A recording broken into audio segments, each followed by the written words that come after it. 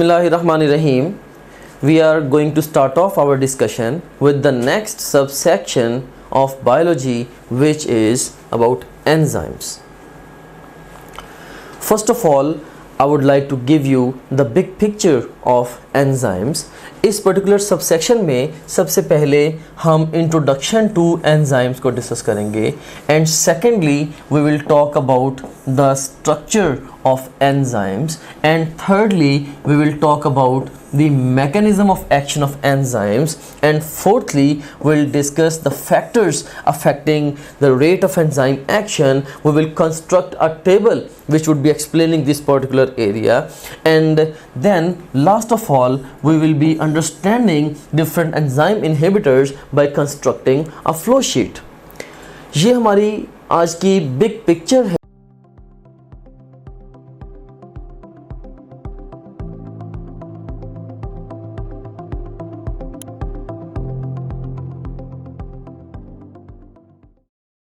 और through the same token of this big picture I would like to tell you कि exam के लिए कौन कौन से एरियाज ज़्यादा इम्पॉर्टेंट है. तो इस बिग पिक्चर में जो स्ट्रक्चर ऑफ एंजाइम है, you can say this is 5-star area from the examination point of view. And secondly जो फैक्टर्स अफेक्टिंग एंजाइम एक्शन है, ये भी एक 5-star एरिया है from the examination point of view. And then enzyme inhibitors, ये भी एक 5-star area है या हाई यील्ड एरिया है from the examination point of view. So हम इन सारे सेक्शंस को, ये सारे एरियाज को डिस्कस करेंगे, लेकिन स्पेसिफिकली इन 3 एरियाज को हम एक्स्ट्राऑर्डिनरीली डिस्कस करेंगे. Now let's start off our discussion with the introduction to enzymes. First of all, we have got definition. By definition, the enzymes are the catalysts of biochemical reactions. Catalysts क्या करेंगे? ये biochemical reactions को speed up करेंगे. If I ask a question from you, then what will happen if you don't have enzymes? What do you think? Biochemical reactions continue रहेंगे या वो stop हो जाएंगे?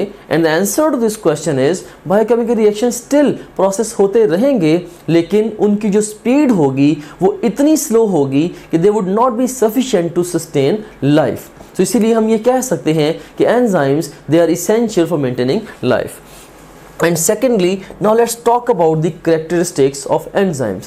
Rarely exam question आपको present कर सकता है कि which of the following is not a characteristic of enzyme. Right? So इस फॉर्म में क्वेश्चन को of course attempt करने के लिए आपको एंजाइम की जो बेसिक characteristics हैं उनका पता होना चाहिए. So first of all, enzymes they are globular proteins. Enzymes जो है ये ग्लोबुलर प्रोटीन्स हैं. प्रोटीन्स के सब सेक्शन में हमने फाइब्रस और ग्लोबुलर प्रोटीन्स को डिफरेंशिएट कराना भी सीखा था. बहरहाल जो एंजाइम्स हैं they are globular proteins. And secondly enzymes are very specific in action. लेकिन जो एंजाइम्स की स्पेसिफिसिटी है ये रिलेटिव स्पेसिफिसिटी है, एब्सोल्यूट स्पेसिफिसिटी नहीं है. इस बात का मतलब ये है कि अगर फर्ज करें एक एंजाइम है, लाइक ग्लाइकोलाइसिस का एंजाइम है, मे बी वो ग्लूकोज को प्रोसेस कर रहा है, तो ये तो पॉसिबल है कि वो एंजाइम ग्लूकोज के साथ साथ फ्रुक्टोज को भी प्रोसेस करने की सलाहियत रखता हो. तो ये उसकी रिलेटिव स्पेसिफिसिटी है. लेकिन ऐसा कभी भी नहीं होगा कि ग्लाइकोलाइसिस का जो एंजाइम है वो प्रोटीन या लिपिड मेटाबॉलिज्म में कोई रोल प्ले कर रहा हो.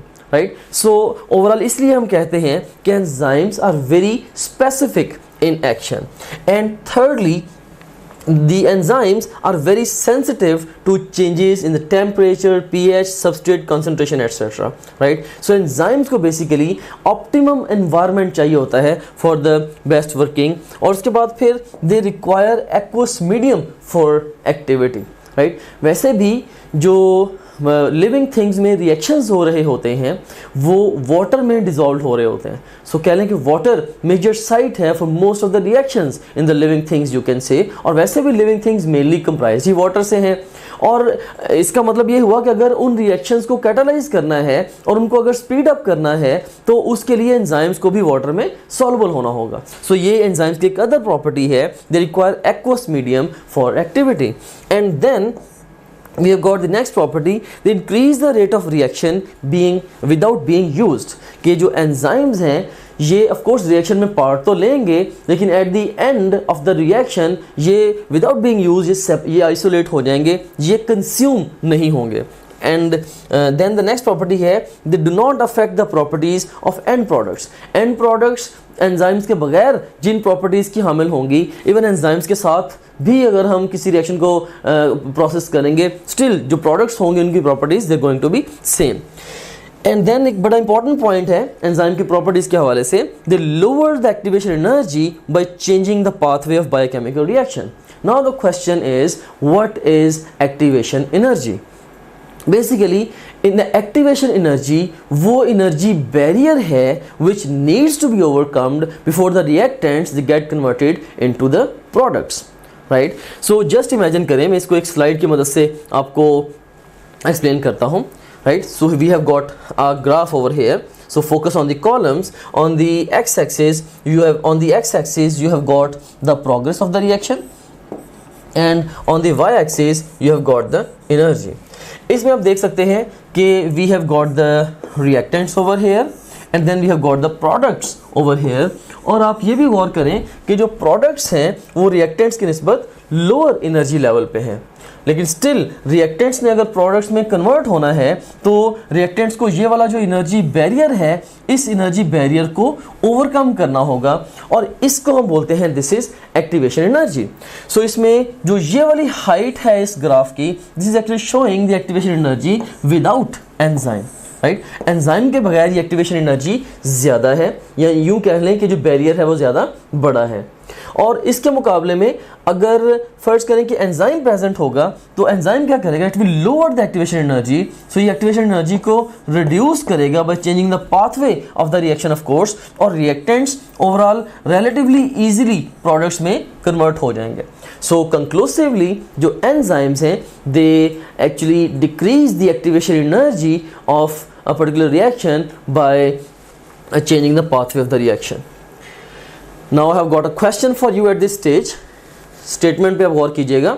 Regarding location, most of our body enzymes are, A option is extracellular, B option is dissolved in cytosol, C option is bound to cellular organelles, and D option is extracellular or dissolved in the cytosol. And the best response to this question is they are bound to the cellular organelles. Most of the जो enzymes हैं ये cellular organelles के साथ bound हैं। Why so? इसको हम आगे चल के डिस्कस करते हैं। Here we have got a flow sheet which is tending to explain the location of our body enzymes. You can see in here location के हवाले से enzymes हमारे पास दो तरह के हैं, एक वो हैं जो एक्स्ट्रा सेलुलरली प्रेजेंट हैं और दूसरे वो हैं जो इंट्रा सेलुलरली प्रेजेंट हैं। जो एक्स्ट्रा सेलुलरली एंजाइम्स प्रेजेंट हैं they are relatively fewer enzymes, बड़ी कम तादाद है एंजाइम्स की जो कोई सेल्स के बाहर हमारी बॉडीज़ में प्रेजेंट हैं। इसकी एग्जांपल क्या है एक्स्ट्रा सेलुलर एंजाइम्स की, जैसे कि जो डाइजेशन के जो एंजाइम्स हैं गैस्ट्रोइंटेस्टिनल ट्रैक्ट में, फॉर एग्जांपल जैसे अमाइलेज है या पेप्सिन है या ट्रिप्सिन वगैरह हैं, सो ये सारे के सारे एक्स्ट्रा सेलुलर एंजाइम्स हैं, लेकिन relatively they are fewer in number. हाँ, जो ज़्यादातर एंजाइम्स हैं they are present intracellularly, they are more in quantity. और उसके बाद फिर आप देखें कि जो इंट्रा सेलुलर एंजाइम्स हैं इन टर्न ये दो जगह प्रेजेंट हो सकते हैं सेल्स के अंदर। One, they are freely found in the cytosol, और रिलेटिवली कम एंजाइम्स हैं जो कि साइटोसोल में फ्रीली आपको मिलेंगे। इसकी एग्जांपल क्या है, जैसे कि जो ग्लाइकोलिसिस के एंजाइम्स हैं they are dissolved in the cytosol. हमें पता है कि glycolysis it takes place in the cytoplasm, in the cytosol of cytoplasm more specifically, right. So enzymes of glycolysis they are example of the enzymes which are found freely in the cytosol. And secondly हमारे पास enzymes हैं which are bound to the organelles. cells के अंदर भी जो most of the enzymes हैं they are bound to the organelles. Of course I am talking about the eukaryotic cells. In the prokaryotic cells हमारे पास जो membrane bound organelles हैं वो तो हैं ही नहीं, right? For example जैसे कि nucleus, mitochondria, right, chloroplast, endoplasmic reticulum, Golgi bodies, lysosome, peroxisome, glyoxysomes, vacuoles, ये सारे के सारे मेम्ब्रेन बाउंड ऑर्गेनेलीज हैं, और कोई भी मेम्ब्रेन बाउंड ऑर्गेनेली वो प्रोकैरियोट्स में प्रेजेंट नहीं होगा। बहरहाल यूकैरियोट्स में most of the enzymes they are bound to the organelles, right. अब इसमें इसकी एग्जांपल्स कौन सी हैं, जैसे एंजाइम्स हैं सेलुलर रेस्पिरेशन के इन माइटोकॉन्ड्रिया। अब वहाँ पे कौन कौन से एंजाइम हैं, like enzymes of the Krebs cycle which are present in the mitochondrial matrix. इसी तरह से जैसे ही आप अपनी topgrade.pk की ब्राउजर ऐप में लॉगिन होंगे, आपको ये हमारा होम पेज नजर आएगा। इसमें ये पहला जो सेक्शन है ये आपके सब्जेक्ट से रिलेटेड मटेरियल का है। सेकंड सेक्शन जो एक्स्ट्रा सपोर्ट और गाइडेंस आपको रिक्वायर्ड है ये उसके हवाले से है। थर्ड जो सेक्शन है ये डिफरेंट की स्टैटिस्टिक्स एंड टॉपग्रेड की, जो कि आपका हमारे पे कॉन्फिडेंस इंक्रीज करेंगे। एंड लास्ट ऑफ ऑल ये एग्जीक्यूटिव समरी है आपकी ओवरऑल प्रिपरेशन की प्रोग्रेस के हवाले से। सो सबसे पहले सेक्शन को हम एक्सप्लोर करते हैं। इसमें से आप किसी भी सब्जेक्ट पे क्लिक करें, से हमारे पास ये सब्जेक्ट्स हैं biology, physics, chemistry, English, logical reasoning. इनमें से किसी भी सब्जेक्ट पे आप क्लिक करें तो आपको उस सब्जेक्ट में उसके वीडियो लेक्चर्स, रिवीजन नोट्स और प्रैक्टिस क्वेश्चंस मिलेंगे। आप वीडियो लेक्चर्स पे क्लिक करेंगे तो उस सब्जेक्ट के सारे यूनिट्स या सेक्शंस आपके सामने ओपन हो जाएंगे। आप किसी भी सेक्शन को चूज करेंगे, उस सेक्शन के सारे टॉपिक्स ओपन हो जाएंगे। इनमें से जिस मर्जी टॉपिक को आप चूज करें, आप उसके वीडियो लेक्चर्स को यहाँ से वॉच वीडियो बटन क्लिक करके देख सकते हैं, right, like this over here. मान रही सो ये वीडियो लेक्चर आपके सामने ये आ गया। अगेन टू न्यूरल पाथवे, इसमें भी एक हमारे पास, अगर आप जाते हैं फास्ट रिवीजन नोट्स पे, सो जिन स्लाइड्स को यूज करके हमने वीडियो लेक्चर्स रिकॉर्ड किए हैं, अब उन्हीं स्लाइड्स को आप यहाँ से रिवाइज कर सकते हैं। देख सकते हैं आपने फास्ट रिवीजन नोट्स पे क्लिक किया, इसमें सारे सेक्शन फिर ओपन हो गए। तो यहाँ पे एक बात मैं आपको बताना चाहता हूँ कि जो भी सेक्शन इंपॉर्टेंट है एग्जाम के पॉइंट ऑफ व्यू से, हमने उनके साथ इंपॉर्टेंट का टैग भी लगाया हुआ है, keeping in view the previous exam friends. Anyways, तो यहाँ पे आप किसी भी सेक्शन को चूज करें। सी सेल स्ट्रक्चर एंड कॉन्सेप्ट को मैं चूज करता हूँ, जिसके सारे टॉपिक्स ओपन होंगे। इनमें से किसी भी टॉपिक को आप पिक करेंगे तो आप उसकी वो स्लाइड्स देख सकते हैं जिनसे उस टॉपिक का वीडियो लेक्चर रिकॉर्ड हुआ है। तो काफी सारा टाइम है आपका वो सेव होगा, आपको लेक्चर नोट करने की जरूरत नहीं है, आपको बने बनाए नोट्स मिल रहे हैं for the fast revision, rather super fast revision of the lectures. उसके बाद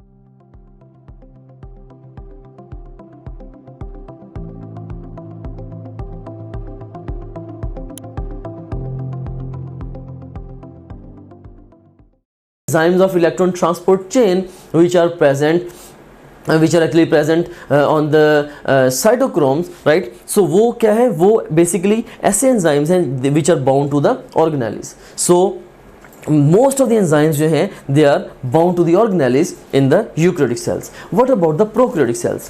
अब फर्ज करें कि अगर कोई एंजाइम है जो कि यूकैरियोटिक सेल में किसी ऑर्गेनेली के साथ लिंक्ड है, लाइक अगर मैं कहता हूँ कि एंजाइम है, इलेक्ट्रॉन ट्रांसपोर्ट चेन के एंजाइम्स हैं, राइट, वो लिंक्ड हैं with the mitochondria in the eukaryotes. अब मैं आपसे अगर ये क्वेश्चन पूछूं कि क्या ये वाले एंजाइम्स प्रोकैरियोट्स में हो सकते हैं, yes or no, and the best response to this question is yes, उनमें भी एंजाइम प्रेजेंट हो सकते हैं। फॉर एग्जांपल एरोबिक बैक्टीरिया में इलेक्ट्रॉन ट्रांसपोर्ट चेन के एंजाइम्स होंगे, लेकिन वो एंजाइम्स कभी भी ऑर्गेनेलीज के साथ एसोसिएटेड नहीं होंगे, बल्कि वो एंजाइम्स होंगे या तो dissolved in the cytoplasm, otherwise they would be bound to the membrane, right. जैसे मे बी वो मेम्ब्रेन एसोसिएटेड होंगे, से सेल मेम्ब्रेन के साथ एसोसिएटेड हो सकते हैं। You have studied about the mesosomes as well, so mesosome के साथ एसोसिएटेड हो सकते हैं, but they would never be bound to the they would never be associated with the membrane bound organelles in the prokaryotes.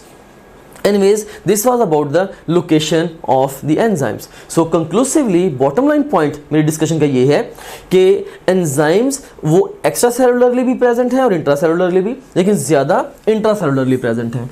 Intracellularly enzymes cytosol में भी आपको मिलेंगे और वो ऑर्गेनेलीज के साथ बाउंड फॉर्म में भी आपको मिलेंगे, लेकिन ज़्यादा ऑर्गेनेलीज के साथ बाउंड फॉर्म में आपको मिलेंगे।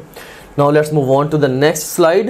Now and let's start off our discussion with the structure of enzymes. इससे पहले कि हम अपनी डिस्कशन को प्रोसीड करें with the structure of enzymes, I would like to ask few questions from you. इसमें हमारे पास different options हैं, like A option है cofactor, B option is coenzyme, C option is activator, D option is prosthetic group, E option is active site, F option is binding site and G option is catalytic site. And command क्या है जी, choose the single best answer for each statement. और पहली statement है हमारे पास, non protein part of enzyme is called. अब enzyme का जो नॉन प्रोटीन पार्ट है इसको हम कोफैक्टर कहते हैं। एंड नेक्स्ट स्टेटमेंट है non detachable non protein part of enzyme is called. अब यहाँ पे दो कंडीशंस हैं, पहली कंडीशन है नॉन डिटैचेबल और दूसरी कंडीशन है नॉन प्रोटीन, नॉन डिटैचेबल भी और नॉन प्रोटीन भी, और ये डेफिनेशन है किसकी, प्रोस्थेटिक ग्रुप की। Delta would be the best response to this question. Next statement है organic detachable non protein part of enzyme is called. अब यहाँ पे अगेन कंडीशन क्या है, एक तो ऑर्गेनिक है और सेकेंडली डिटैचेबल है और थर्डली नॉन प्रोटीन पार्ट है। So organic detachable non protein part of enzyme, this is called as the coenzyme. Beta would be the best response to this question. Next statement को देखें, inorganic detachable non-protein part of enzyme is called as. पहले यहाँ पे हमारे पास organic था, अब inorganic detachable है, तो inorganic detachable non-protein part जो होगा it would be activator. Charlie would be the best response to this question. Here is the next range of questions. Options हमारे पास same है और ये next statement है the site on enzyme responsible for recognition and binding of a proper substrate to product to produce enzyme substrate complex is, right? So once again statement को दोबारा पढ़ें, the site on enzyme responsible for recognition and binding of a proper substrate to product to produce the enzyme substrate complex is, so basically ये जो site है this is the active site, so E would be the best response to this question. अब next statement है हमारे पास the enzyme and substrate react with each other through a definite charge bearing site of enzyme called as. अगेन इसके लिए भी जो best response होगा it has to be the active site. And this is a flow sheet which is actually trying to explain the composition of enzyme. So let's discuss this flow sheet in detail. So if you talk about an enzyme, you seen here you talk about an enzyme. So enzyme की composition में इसके दो तरह के parts हैं, एक है protein part और दूसरा है non protein part. ये जो non protein part है इसी को हम cofactor भी कहते हैं। non protein part of the enzyme or cofactor, this is one and the same thing. अब हम इसमें सबसे पहले प्रोटीन पार्ट को डिस्कस करते हैं। अब प्रोटीन पार्ट में कुछ amino acids, you seen here few amino acids, they make a sequence right where the substrate binds, right. कुछ अमाइनो एसिड्स ऐसा सीक्वेंस बनाते हैं जहाँ पे आगे सबस्ट्रेट ने बाइंड करना है, उसको हम बोलते हैं this is the active site, या सिंपल लैंग्वेज में हम इसको पॉकेट ऑफ एंजाइम भी कहते हैं क्योंकि यहाँ पे आगे सबस्ट्रेट बाइंड करेगा। अब जो एक्टिव साइट है in turn this is comprised of two subsites. इसमें एक है बाइंडिंग साइट और ये वो साइट है जहाँ पे आके सबस्ट्रेट ने बाइंड करना है, और दूसरी है कैटालिटिक साइट, ये वो साइट है जहाँ पे रिएक्शन एक्चुअली कैटालाइज होगा। सो ये हमने बात की अबाउट द प्रोटीन पार्ट, और इसमें हमने देखा कि चंद एक अमाइनो एसिड्स एक्टिव साइट बना रहे हैं जिसके आगे फर्दर दो सब साइट्स है बाइंडिंग और कैटालिटिक साइट। एंड नेक्स्ट जो most of the amino acids हैं protein part of the enzyme में, they actually maintain the globular structure. उनका रोल क्या है, ये ग्लोबुलर स्ट्रक्चर को मेंटेन करते हैं, और ग्लोबुलर स्ट्रक्चर को मेंटेन करना किस लिए इंपॉर्टेंट है, it is important to maintain the shape of the active site. It is important to maintain the shape of the active site. So अगर ग्लोबुलर स्ट्रक्चर भी डिस्टर्ब होगा, इससे एक्टिव साइट की शेप डिस्टर्ब होगी और इससे enzyme अपने substrate को रिकॉग्नाइज नहीं कर पाएगा, लिहाजा एंजाइम डिसेबल हो जाएगा। So this is about the globular portion of the enzyme. And now let's talk about the non-protein part or the cofactor in the enzyme composition. अब एग्जाम में यहाँ से क्वेश्चन किस वे में आ सकता है, लाइक वो आपसे पूछ सकते हैं कि which of the following statement is correct और incorrect regarding cofactor of an enzyme. So आपकी बुक में ये तीन इंपॉर्टेंट पॉइंट्स क्लियरली मेंशन्ड हैं regarding the cofactors, and I want you to memorise these 3 points. इसमें सबसे पहला पॉइंट हमारे पास क्या है कि they are essential for enzyme activity if present, right. You can seen here कि अगर नॉन प्रोटीन पार्ट या कोफैक्टर प्रेजेंट होगा तो उसके बगैर एंजाइम किसी काम का नहीं। लेकिन यहाँ से हमें यह भी पता चलता है कि रेयरली ये पॉसिबल है कि कुछ एंजाइम्स ऐसे हों जिनका कोफैक्टर ना हो, लेकिन most of the times, rather you can से more than 99% of the times, जो एंजाइम्स होते हैं नेचर में उनके कोफैक्टर्स होते हैं। और अगर एंजाइम का कोफैक्टर है तो अपने कोफैक्टर के बगैर वो कोई भी रिएक्शन कैटालाइज नहीं कर सकता। और जो सेकंड पॉइंट डिस्कस है वो है कि जो कोफैक्टर है it acts as a bridge between enzyme and substrate. Enzyme और सबस्ट्रेट के दरमियान ये ब्रिज का काम करता है। और थर्ड नंबर पे sometimes, so plus minus sign is indicating sometimes the non protein part of cofactor can also provide chemical energy for driving the reaction. Reaction को ड्राइव करने के लिए ये केमिकल एनर्जी भी प्रोवाइड कर सकता है। अब जो नॉन प्रोटीन पार्ट है इसको हम फर्दर 2 मेजर कैटेगरीज में डिवाइड करते हैं on the basis of whether it is detachable और नॉट। अब अगर नॉन प्रोटीन पार्ट या कोफैक्टर डिटैचेबल होगा तो फिर हम ये देखते हैं कि वो ऑर्गेनिक है या इनऑर्गेनिक है। अगर वो इनऑर्गेनिक होगा हम उसको एक्टिवेटर कहेंगे, अगर वो ऑर्गेनिक होगा हम उसको कोएंजाइम कहेंगे, और अगर वो सिरे से है ही नॉन डिटैचेबल तो फिर हम उसको प्रोस्थेटिक ग्रुप कहेंगे। राइट, सो इस तरह से हमने अब इस फ्लो शीट के ज़रिए डिफरेंट टर्मिनोलॉजीज को अंडरस्टैंड किया है। सो ये जो फ्लो शीट वाली अप्रोच है, एग्जाम में अगर डिफरेंट टर्मिनोलॉजीज अपीयर होती हैं तो एग्जाम में आपको इन टर्मिनोलॉजीज को आपस में डिफरेंशिएट करने के लिए एक्स्ट्राऑर्डिनरीली हेल्प करेगी। फॉर एग्जाम्पल अब आप देख सकते हैं कि inorganic detachable non protein part of enzyme is called as activator.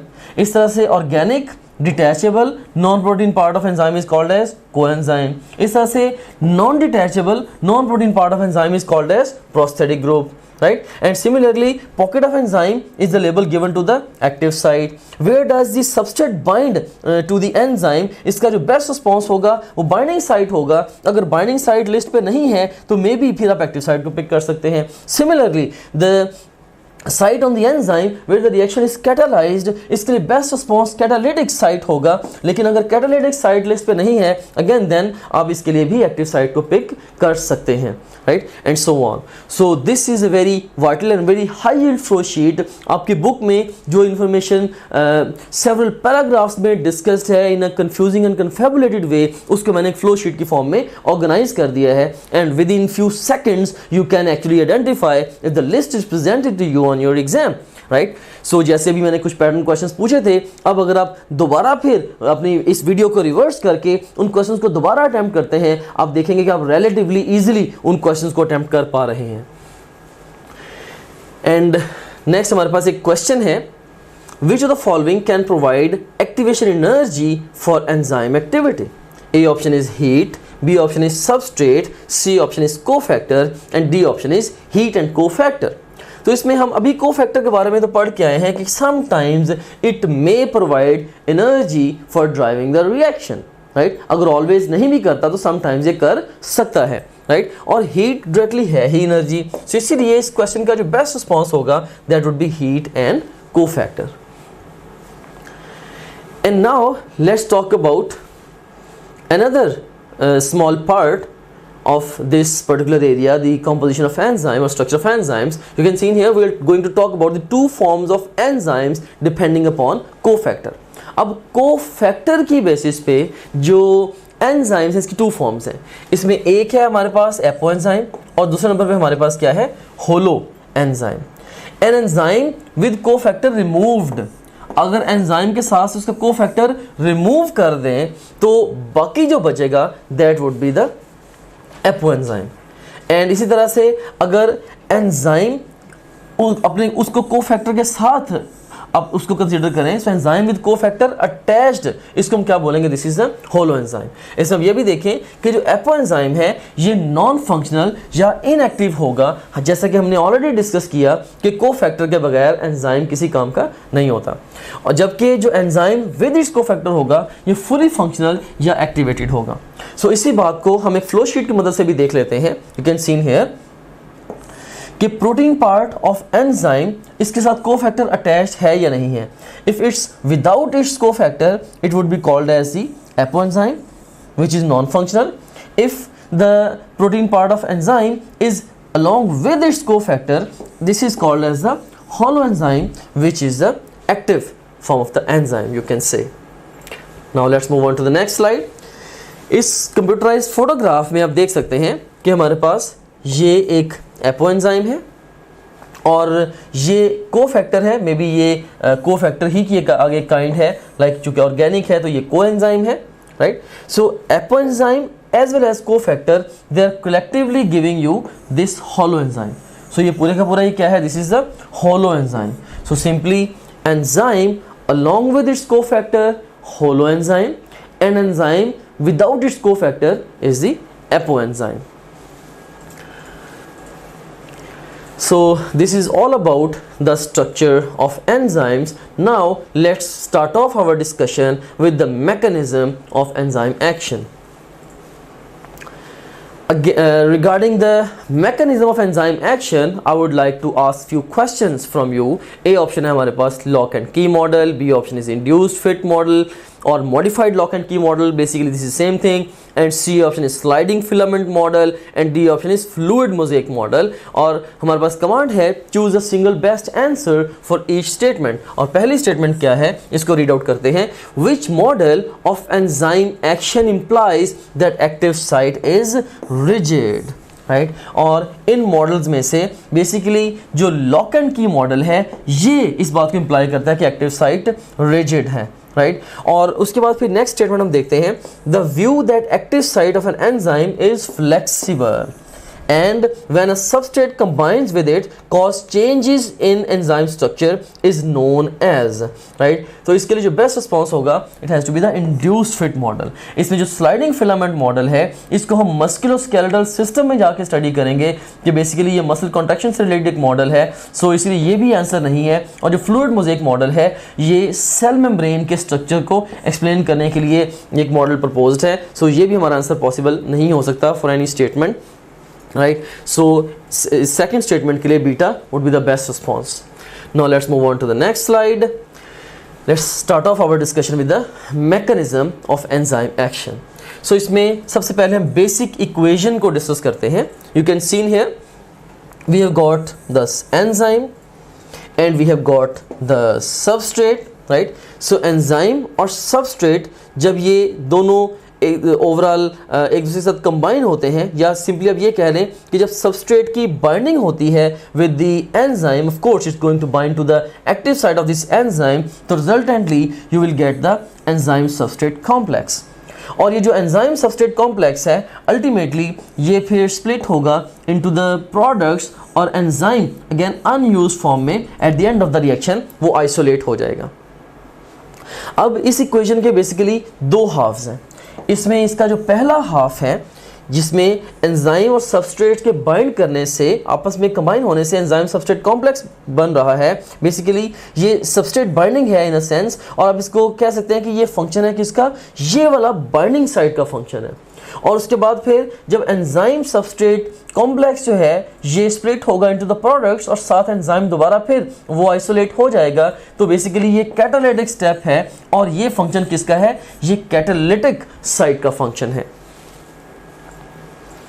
So now let's talk about the feedback inhibition versus precursor activation. ये दो important terminologies हैं and I want you to understand these terminologies. इसमें feedback inhibition और precursor activation इन दोनों में क्या फ़र्क है अभी हम इसको देखते हैं.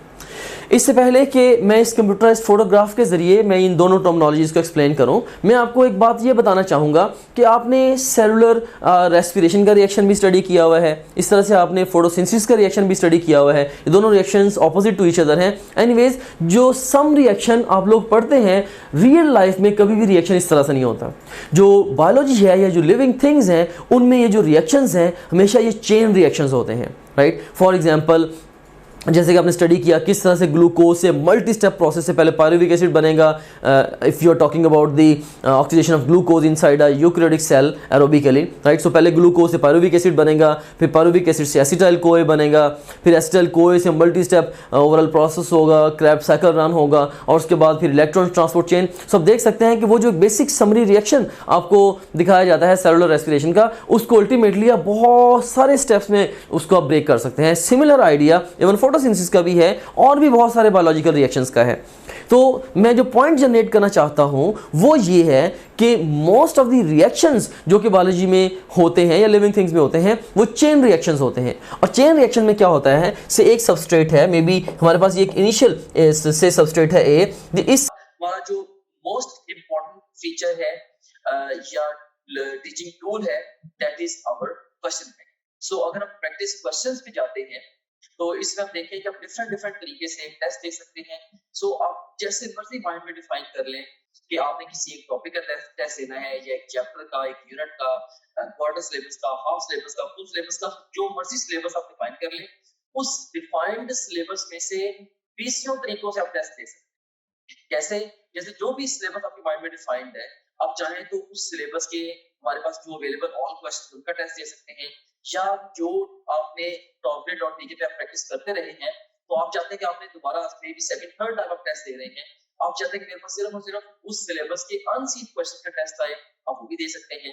इसके अलावा इनकरेक्ट क्वेश्चन के टेस्ट देते हुए जो सवाल आपके गलत हुए थे, आप उन गलत सवालों का टेस्ट अलग से क्रिएट कर सकते हैं। से अगर आपने फिजिक्स के 20 टेस्ट दिए हैं, उनमें से आपका कोई मे बी आपके कोई 30 क्वेश्चन रॉन्ग हुए थे, उन 30 रॉन्ग क्वेश्चन का इकट्ठा टेस्ट भी आप क्रिएट कर सकते हैं।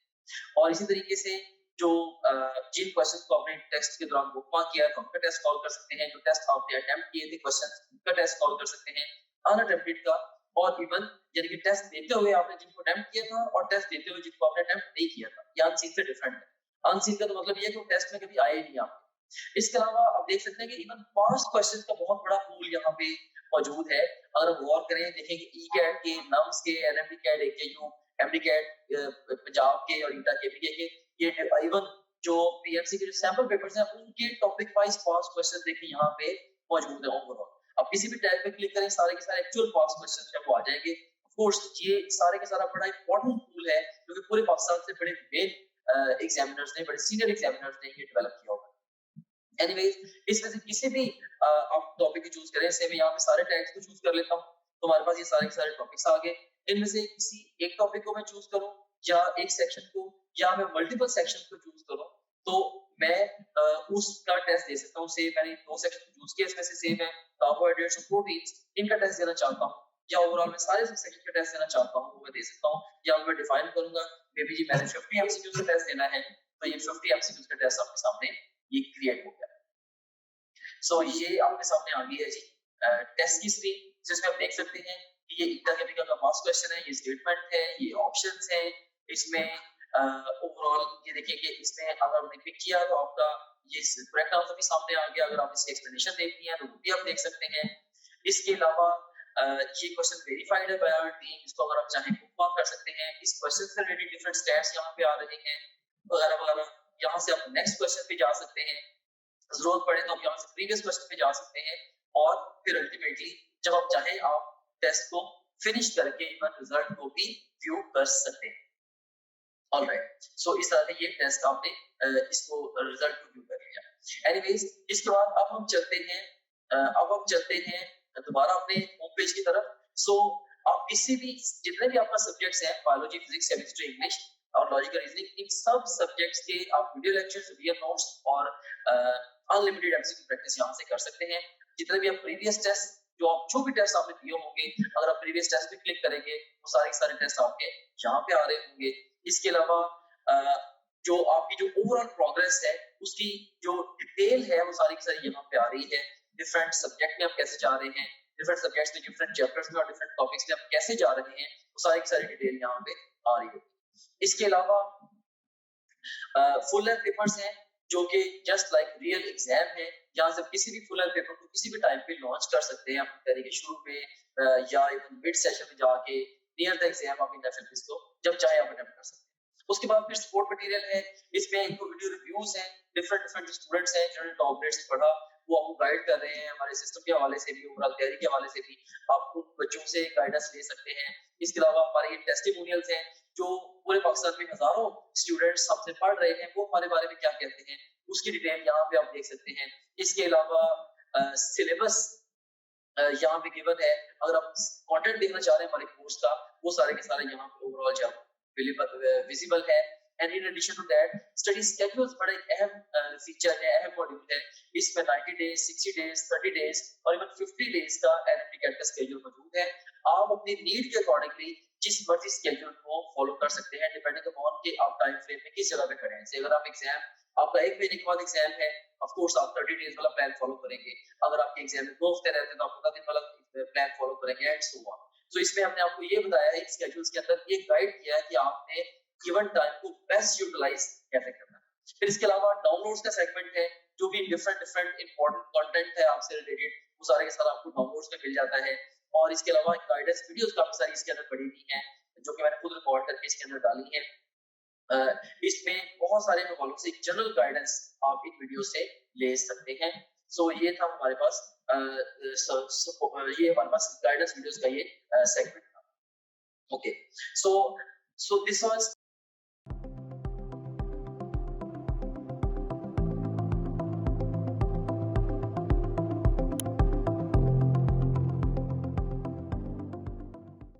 सब्सटेंस ने सब्सटेंस बी में कन्वर्ट होना है with the help of enzyme 1 और बी सी में कन्वर्ट हो रही है substance with the help of enzyme 2 and C is getting converted to D with the help of enzyme 3 and D is getting converted to E with the help of enzyme 4 and so on. और इसमें जो ई है save just for sake of understanding ये final product है। May be अगर आप इसको glycolysis consider कर लें तो आप अज्यूम कर लें कि ये हमारे पास ग्लूकोज है, ये ग्लूकोज है और may be just for sake of understanding आप अज्यूम कर लें कि ये पायरुविक एसिड है, ये फाइनल प्रोडक्ट है, राइट। अब इसमें अब ये देखें कि इसमें अब फीडबैक इनहिबिशन क्या है। जस्ट इमेजिन करें कि अगर फाइनल प्रोडक्ट वो लार्ज क्वांटिटीज में एक्यूमुलेट होना स्टार्ट हो गई है, राइट, जब लार्ज क्वांटिटीज में एक्यूमुलेट होना स्टार्ट हो गई है पायरुविक एसिड, तो अब क्या होगा, ये जो फाइनल प्रोडक्ट है ये बैकवर्ड चेन में किसी ना किसी एंजाइम को ये इनहिबिट करेगी, ये वाली प्रोडक्ट, राइट, ताकि मजीद प्रोडक्ट बनना बंद हो जाए। तो इसको हम क्या कहते हैं, दिस इज फीडबैक इनहिबिशन। तो बेसिकली फीडबैक इनहिबिशन क्या है कि प्रोडक्ट बैकवर्ड इन चेन किसी ना किसी एंजाइम को इनहिबिट करके फर्दर अपने ही सिंथेसिस को ब्लॉक कर रही है। This is feedback inhibition. और दूसरे नंबर पे अगर आप गौर करें तो हमारे पास है कि अगर इनिशियल सबस्ट्रेट से ग्लूकोज अगर एक्यूमुलेट होता है सेल के अंदर, मे बी खाना खाने के 2 घंटे के बाद जब ब्लड में ग्लूकोज के लेवल्स बहुत हाई होंगे, इंसुलिन रिलीज होगा, हार्मोन इंसुलिन ग्लूकोज को सेल्स के अंदर एंटर करेगा। अब ग्लूकोज ऑफ कोर्स सेल के अंदर एक्यूमुलेट होना स्टार्ट हो गया है एंड नाउ वी वांट कि ग्लूकोज जो है वो ऑक्सीडाइज हो, राइट। सो अब जो ग्लूकोज अकोमुलेट हुआ है, ग्लूकोज क्या करेगा, वो फॉरवर्ड्स इन दिस चेन वो किसी ना किसी एंजाइम को क्या करेगा, वो स्टिमुलेट करेगा। और ये जो एक्टिवेशन है इसको हम बोलते हैं this is the precursor activation, right. So this is activation by the precursor, so that's why this is the precursor activation. So आप फीडबैक इनहिबिशन और प्रिकर्सर एक्टिवेशन को इनके नामों से ही याद रख सकते हैं। You can see in here feedback inhibition is feedback inhibition and precursor activation is activation by the precursor. And you seen here कि इसको हम समअप भी करते हैं यहाँ पे, अगर फाइनल प्रोडक्ट हाई क्वांटिटी में बन गई है तो उससे फीडबैक इनहिबिशन होगी और इनिशियल सबस्ट्रेट जो है वो फिर एक्यूमुलेट होना स्टार्ट हो जाएगा, राइट। और inhibition of the enzyme by the product it will take place. और कन्वर्सली अगर आप बात करें प्रिकर्सर एक्टिवेशन के हवाले से, यू सीन हियर कि हाई इनिशियल सबस्ट्रेट अगर एक्यूमुलेट होगा तो इसके ज़रिए प्रिकर्सर एक्टिवेशन होगी और जो फाइनल प्रोडक्ट है ये अल्टीमेटली इंक्रीज होगी, राइट। और इसमें क्या हो रहा है कि activation of the enzyme is taking place with the help of a substrate. So this is about the feedback inhibition and the precursor activation. Rarely exam में आपको कोई डेफिनेशन जनरेट करके पूछा जा सकता है कि ये डेफिनेशन फीडबैक इनहिबिशन की है या ये प्रिकर्सर एक्टिवेशन की डेफिनेशन है। So I hope that you will be able to answer such sort of question after understanding these core concepts. And now let's talk about the two models which are actually tending to explain the mechanism of enzyme action. So इसमें जो पहला model proposed है regarding the enzyme action वो है lock and key model. और lock and key model जो है ये एमिल फिशर ने प्रपोज किया था. बाय द वे जो साइंटिस्ट के नेम हैं जनरली एंट्रेंस एग्जाम में अपीयर नहीं होते, लेकिन कुछ नेम्स ऐसे हैं जो कि मोर इम्पॉर्टेंट हैं तो रेयरली वो अपीयर हो भी सकते हैं. So Emil Fischer this is one of them. Somehow this is important for the exam. Generally ज़्यादातर साइंटिस्ट के नेम्स अपीयर नहीं होते बहरहाल, और ना ही आपकी बुक के अंदर जो डिफरेंट ईयर्स डिस्कस्ड हैं कि किस ईयर में किस साइंटिस्ट ने क्या किया, ना ही इस तरह की इन्फॉर्मेशन आती है. जो ज़्यादातर एमडी कैट का पेपर होता है वो कॉन्सेप्चुअल पेपर होता है बहरहाल. सो इस लॉक एंड की मॉडल ने क्या प्रपोज किया? The active site is a rigid structure. Active site क्या है? रिजिड है. देयर इज नो मॉडिफिकेशन और flexibility in the active site before, during और after the enzyme action, and it is used only as a template. Right. So ये जना propose किया था lock and key model ने. Overall इसने Emil Fischer ने in the lock and key model. According to Emil Fischer basically जो आप कह सकते हैं कि बिल्कुल ऐसे ही जैसे एक लॉक के लिए जस्ट एक पर्टिकुलर की है. राइट. अगर एक ही कंपनी ने अगर डिफरेंट लॉक्स बनाए हैं तो हर लॉक के लिए वो सेपरेट की देता है. कभी भी ऐसा नहीं होता कि जैसे एक ही की से मल्टीपल लॉक्स जो ऑपरेट हो रहे हो. राइट. सो बिल्कुल ऐसे जैसे उनकी एग्जैक्ट कंपैटिबिलिटी है according to lock and key model proposed by Emil Fischer, इनकी भी एग्जैक्ट कंपैटिबिलिटी है एंजाइम और सबस्ट्रेट की. लेकिन रियल वर्ल्ड में अगर हम एंजाइम्स के एक्शंस को लिविंग थिंग्स के अंदर अगर ऑब्जर्व करें तो रियल वर्ल्ड में ओवरऑल हम इस बात के अगेंस्ट बहुत सारी एविडेंसेस हमें मिल सकती हैं. लाइक जैसे मैंने पहले भी डिस्कस किया से ग्लूकोज है. So according to the lock and key model अगर एक ऐसा एंजाइम है जो कि ग्लूकोज को प्रोसेस कर रहा है, it should never be able to process the fructose.